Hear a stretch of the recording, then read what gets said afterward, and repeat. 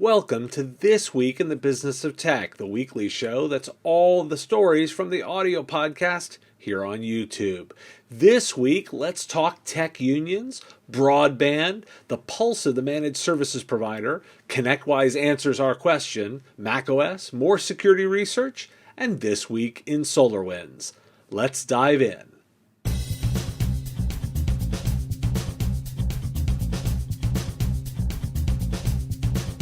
Making this my lead because of its importance.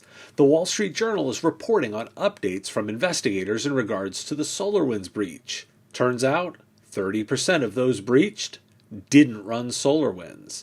Per DHS, quote, "It is absolutely correct that this campaign should not be thought of as the SolarWinds campaign," end quote. Malwarebytes also agrees a number of its Microsoft Office 365 accounts were compromised using another vector entirely. Why do we care? It's a larger campaign than was initially thought. I was struck by a question on a forum this weekend when someone asked, quote, "Does anyone still trust SolarWinds?" A savvy researcher responded, "Why do you trust any vendor?" Two things we care about today. First, it's not the SolarWinds hack, it's larger than that. Just like the UK variant or South African variant of coronavirus is an unfortunate label, this is that too, and anyone in security is going to need to be careful with verbiage here. Second, if your instincts are to blame the vendor, find another approach. A vendor is going to be breached, and you have to be designing with that in mind. If you don't know how, well, you're not alone, and we're all learning a lot here. Zero trust. Broadband. I keep talking about it because it's so critical to what we do. There's a new bill in Washington state to lift restrictions on public agencies offering broadband to consumers. The main push? Underserved communities. Why is that important? Seems the private providers are under new criticism. A viral tweet from a former Comcast employee is highlighting that the Internet Essentials plans are not enough for remote learning. That's new evidence being used by teenage activists to push Baltimore City. Their group, Students Organizing a Multicultural and Open Society, is pushing through to the FCC directly. And while I'm on it, Bloomberg has a whole piece about older Americans struggling to get access to the coronavirus vaccine because of the challenges of getting online. It includes details, too, of individuals volunteering to help neighbors and family navigate the challenges. Why do we care? I've been predicting the change to come, and here's a law in Washington state. Plus activism from multiple sources, and while heroic, we should not be in a situation where the system is so badly broken others need to help like this. IT service providers should note for two reasons. First, when I talk about delivering on customer experience, it's making sure these systems really work for their users. These should be enabling, not restricting. I'd be taking a good hard look at my own and my customers' systems with this eye. Second, help lawmakers locally. What's notable to me about all of these broadband stories is that the real work happens in local government. Seems to me there's no better place to get this fixed than at the local level, and this should be where SMB-focused providers shine. Getting broadband to more will create new customers to consume services too. It's that best alignment of doing right and doing business. All is not well at that new Alphabet Workers Union. As reported last week, they formed a new international alliance, Alpha Global. Turns out the members in the U.S. didn't know about it, including a quote from one executive council member who says she didn't write it. This may cause a rift with the Communications Workers of America, which the union affiliated with. Why do we care? This is growing up fast, and these are the tensions of unions. We're watching to see if this fully destabilizes the AWU or is working as intended as workers come together. I'm convinced unions are coming in tech. The question is how fast they grow up and into what form. We're watching for that lesson. Acronis has released their Pulse of the Managed Service Provider 2021 report. Quoting it, MSPs anticipate their top generating services to be heavily focused on offering managed security and cloud-based managed solutions. All other historically meaningful areas of MSP business will be contracting, with the exception of software resale, which will remain unchanged. In short, what it means to be an MSP is fundamentally changing, and quickly. While it is safe to say that these changes were already underway, the realities of COVID-19 have amplified and accelerated the industry's evolution. End quote. Quick hit data, managed security services up 89%, cloud-based managed services up 51%, RMM down 21%, traditional support services down 73%. So why do we care? I'm going to quote my good friend and co-host on Killing It, Carl Polachuk, from his newsletter. Quote, "One of the most striking findings is the comparison of actual 2020 sales with projected 2021 and beyond sales. The vast majority of respondents reported stable or increasing sales for unified communications, networking, and system integrations. Looking ahead, these same respondents project major reductions in traditional on-site maintenance, hardware and software sales, and even remote management. They foresee increases in cloud-based management and managed security services. One important message in all of this: the source of your revenue is changing fast." End quote. A bit of what he said. I've been preaching the change in revenue mix too, and this is clearly a chorus of voices. It does not spoil the tune. Service Leadership, an organization that consults with service providers and is well known for their data metrics and financial insights, has been purchased by ConnectWise. Deal terms have not been disclosed. The team from Service Leadership, including frequent speaker and company head Paul Dipple, become employees of ConnectWise. Why do we care? I'm biased, as I've known Paul a very long time, and I consider him a friend. I'm happy for him and any entrepreneur who gets value for an asset they built. My take: the purchase is for Sleek, their provider analysis tool, and for the dataset. That's the value. Normally, I don't focus on acquisition of most companies because a product is the same post-acquisition as before. Data has a different value. Paul and his team have very high ethical standards, and value is in the data. They have that high standard because they monetize trust. Now, there are new forces that could want to monetize that in other ways, and Paul is now an employee, not the owner and final decision maker. So I asked Paul directly about that. Here's that answer. Quote, "First, as you point out, Service Leadership's reputation for confidentiality of data is one of the reasons we've been able to maintain our value and grow and succeed. We started the company with the pledge that no data gets released, and that remains true and always will. We've always been able to anonymize and aggregate the data, and that benefits our partners because it allows us to leverage that data for more insights. None of that will change because that confidentiality of data is in ConnectWise's best interest as well. In fact, Service Leadership will be part of ConnectWise's new growth organization under Chris Timms for a very good reason. They already handle confidential, sensitive M&A data on a regular basis. So it's the right team to be working with to continue to ensure data anonymity and privacy. They won't be handing that data to their sales team. The only intent is to continue using the data for benchmarking purposes on an aggregate basis to help partners understand how they're doing and how they can get better." End quote.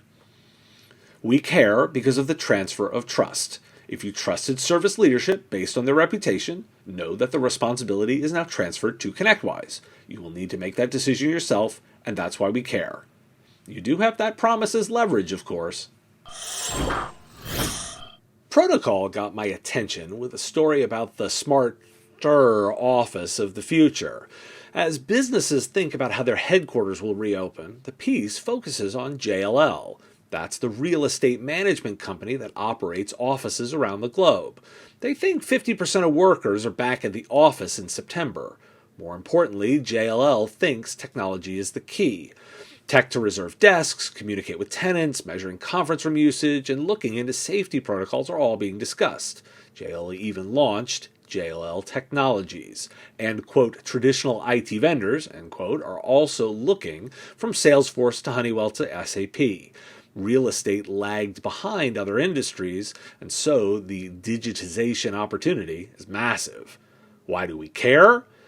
Let's observe that JLL Technologies is exactly the kind of shadow channel Jay McBain of Forrester talks about. That's a tech company inside a real estate management one. They have direct access to JLL's customers. My takeaways? You can run this strategy yourself as the technology provider. Here's business logic you care about, the tech that creates digital parity. I want to be hearing about the success stories happening out there. Second, know that property management companies are gearing up too. They see this as high-value opportunity, and they want their part. Get ahead of it, or risk losing that company to the tech department of the property management company. Google has ended its Stadia Games and Entertainment division, which is the group within the company to build video games. These games were focused on the Google Stadia platform, which continues on. The company cited the high cost of video game development. Why do we care? We care because they did not shut down the whole platform. I'm not convinced Stadia is a great idea for gamers, but I'm very bullish on cloud gaming long term and the idea of cloud applications. I've stated before that proving out cloud gaming is important because of its other usage, and it's a cultural shift. If you can get gamers streaming games, you can get more casual consumers doing the same. And you culturally make it easier for business applications. Not entirely sold on full desktops in the cloud, but if you can make seamless application streaming mainstream, that's a big deal. Google didn't kill that part, and it's why we continue to care to track this. I think the concept has legs. Put it in your toolbox, or at minimum, track it. A new report from NYU Stern's Center for Business and Human Rights is out. Its findings? There is no evidence that social media companies systematically suppress conservatives.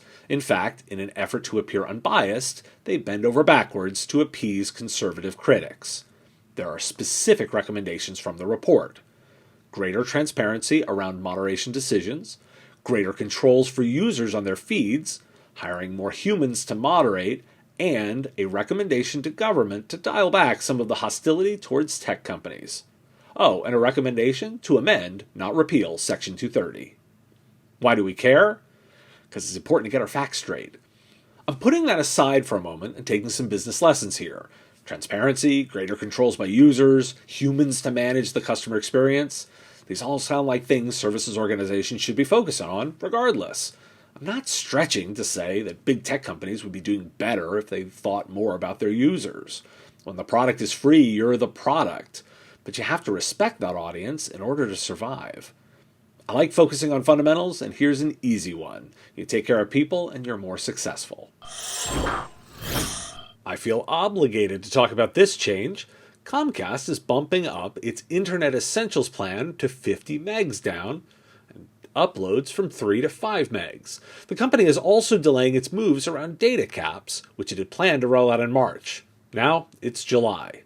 The FCC is seeking comments on requests to expand E-Rate, which is the program to help schools and libraries with equipment and services to access the Internet. Now, why do we care? Vox's Sarah Morrison ties this move to the changes in the FCC's positioning and the student activists that I reported on last week. That call to examine E-Rate is a reversal of more signs that the Biden administration is looking at these issues differently. And so I say, of course Comcast is moving on this. Duh. End user and consumer sentiment on broadband has changed. I'm encouraged on this one. Remember how I talked about macOS penetration being up? That was last week's big data set, with IDC saying it's now 23% of enterprises. Well, Microsoft has now announced their Defender for Endpoint is now available for macOS. But also, that recent root-giving sudo bug, that's also on macOS. If you didn't see it, there's a bug in sudo that lets attackers with local access get remote access to a system. Initially, this was believed to be just Linux and BSD. Turns out it's bigger. The bug requires an attacker to get access to a system first. Why do we care? The introduction of macOS to the bug made it hit my threshold for interest, particularly because of the data reported on last week about macOS. They're in a lot more places than they were just a year ago. Forrester even has new data saying it's more than what we reported last week at 28.5% of the enterprise, up from 15.3% in 2019. This platform is now the same as any other, and you should not be treating it as second class. If you're in the infrastructure business, Macs are not an afterthought. Do not treat them as such. New research from Maddie Stone, a security researcher at Google. It's far too easy for hackers to use those zero-day exploits because tech companies aren't doing a good job of permanently shutting down flaws and loopholes. Quoting Stone, "We're not requiring attackers to come up with all new bug classes, develop brand new exploitation, look at code that has never been researched before. We're allowing the reuse of lots of different vulnerabilities that we previously knew about." Why? Most security teams have limited time and resources, and if incentives are flawed, they only work on the specific issue, not the larger problems at the root of the issue. For hackers, it's not that hard, Stone said. Once you understand a single one of those bugs, you could then just change a few lines and continue to have working 0 days. So why do we care? This is a data point in the zero trust story. You should not be trusting your software vendors. Period. I'm including a link to a piece in Redmond Channel Partner about questions to ask your vendors. Do they have someone dedicated to security? Is there a clear process for reporting bugs in their code? Is there an FAQ, maybe under NDA, about the Security Operations Center? And do they have a recent pen test? What's not included? You have to do this audit on them ongoing. It's not one and done. There's another tech union to watch. Tech industry workers have formed a new labor union as part of the Office and Professional Employees International Union, AFL-CIO. That's per a January 25th statement. The union, Tech Workers Union Local 1010, has been created for and is run by tech workers. It aims to ensure that tech jobs are sustainable, increase workplace transparency, and create fair and equitable pay and benefits. This is based off of a successful effort last year to begin a union at Kickstarter. Why do we care? That's 3, right? 3 makes a trend. Tech workers are unionizing. It's a baby trend, sure, and has a long way to go, but we're crossing the threshold here. How long until services companies are part of this too? Right now it seems focused around product companies. I don't expect that to last. Your main to-do right now is making sure you're taking care of your employees. Focus there, and you'll likely have longer before it hits. This week in SolarWinds. In case you missed the kickoff this week, it's been discovered that 30% of those breached did not run SolarWinds products. TrustWave researchers have found 3 new exploits in the Orion codebase. This look was prompted by the hack.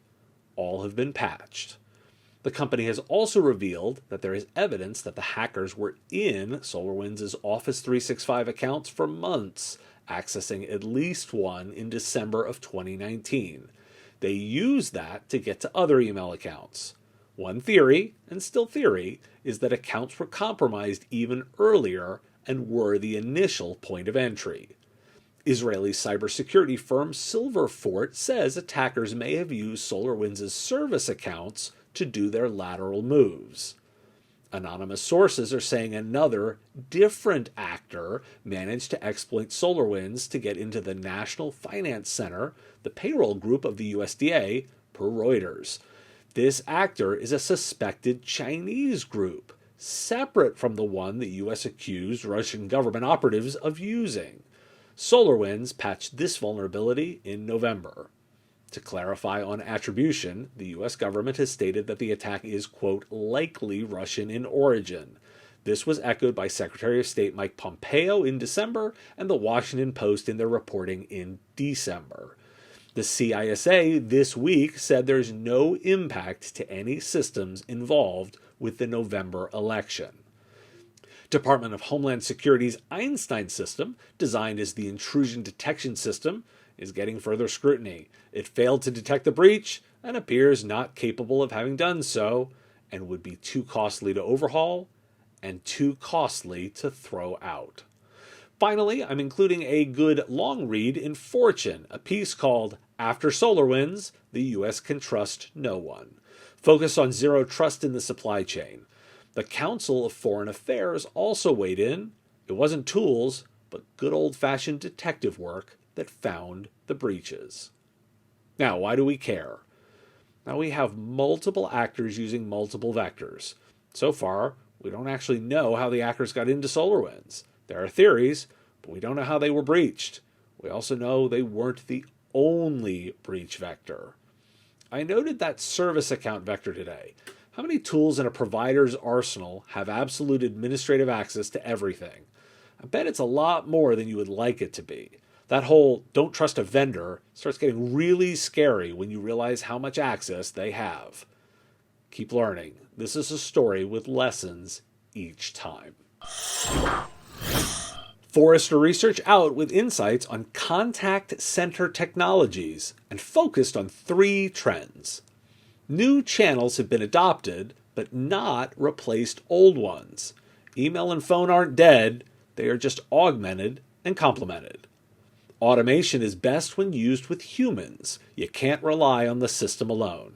And established workhorse technologies are still useful.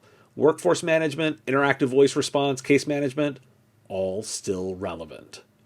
So why do we care? This is a quick hit, but these 3 trends are just so much part of a customer service experience. You need more than just email and phone to talk to your customers. It works best when it's with humans, and your workhorse technologies, like tracking your work and systems to interact, are all still relevant. Just because it's boring doesn't mean it's not incredibly useful. After all the scary stories, it's rather nice to find something reliable. Thanks for tuning in to This Week in the Business of Tech. Shows come out each week, pulling together the daily podcast. If you like this show, please hit that like button and subscribe to the channel. The content here is possible because of supporters like you. If you want access to shows early, answers to your questions, and private interactions, join our Patreon. It's pay what you want. You decide what the content is worth. Join at patreon.com/MSPradio. Patreons also get access to the written versions of every story as they come out. If you want the stories right away, you can get them on the daily podcast. Find The Business of Tech on Apple Podcasts, Spotify, Google Podcasts, or wherever you get your shows. Subscribe links at businessof.tech, and I'll talk to you again next week.